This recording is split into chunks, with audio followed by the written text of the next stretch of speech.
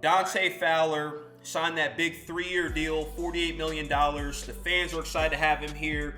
11 and a half sacks last season. People are expecting big things out of him. What are your expectations for Dante Fowler coming to this season, if there is a season? Yeah, so if we do get to a season, which I do believe we will, I expect big things out of him, right? He's talking a lot of about big hopes and dreams that he has, and I hope he's able to do exactly what he says he wants to do. You're right, coming off his best season ever.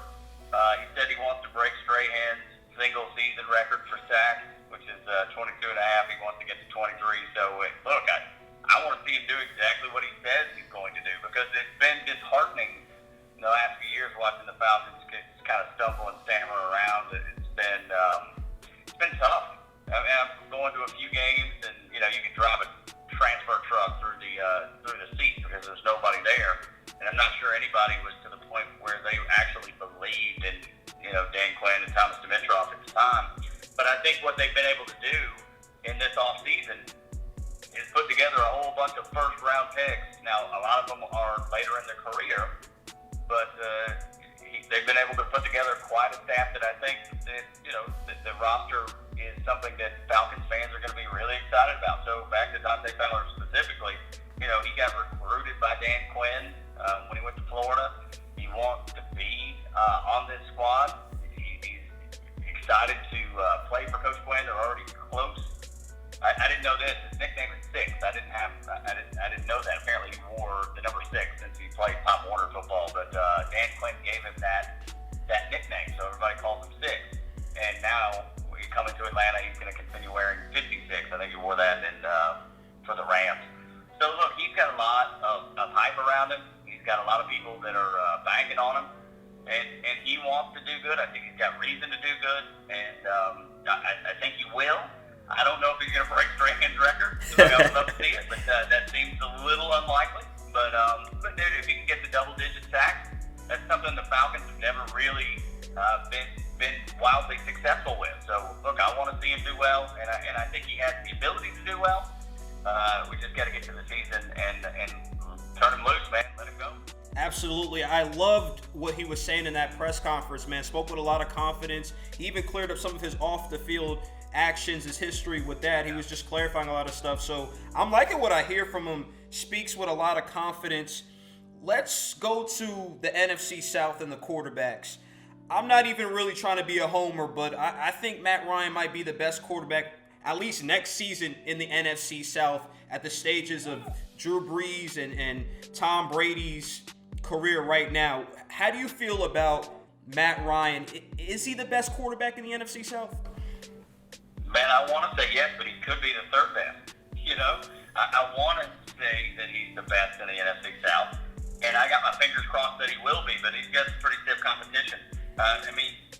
Teddy Bridgewater, just him aside, when he was in games and actually played for the Saints, he looked really, really good. So I'm not going to put him above Matt Ryan by any means. However, when you got a guy like Tom Brady that's won 6 Super Bowls, he's on the back half of his career, for sure he is.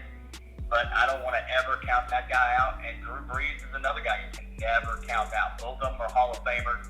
Both of them are, from a career perspective, if you just look at the career perspective, Matt Ryan is the third best in the NFC South. Can he be the best this season? Certainly he can. The Falcons have got a lot to play for. They've got a lot to prove. And Matt Ryan is one of the people that wants to prove, look, we are better than what we've done in the last couple of years since that Super Bowl meltdown. So he's got just as much reason to play as, just like we were talking about with Fowler.